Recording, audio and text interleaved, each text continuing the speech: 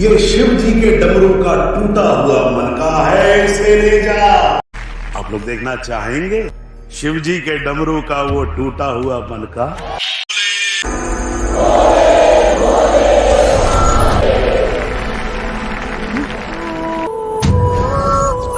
शिव जी के डमरुआ का मनका नहीं है, ये हमारी प्रॉपर्टी है।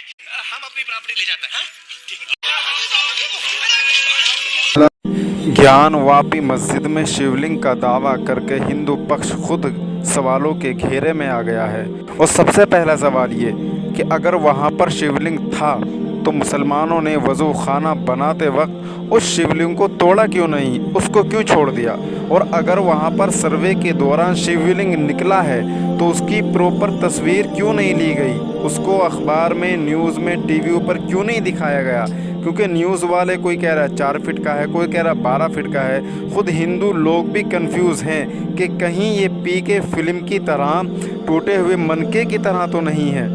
ये लोग अपनी हरकतों से बाज आ जाएं, वरना उनका हाल भी। अगर इसी को शिवलिंग कहते हैं तो हर चौराहे पे जो फव्वारे लगे हुए हैं फिर तो वो भी शिवलिंग है, उसको भी तोड़कर मंदिर बनाया जाए।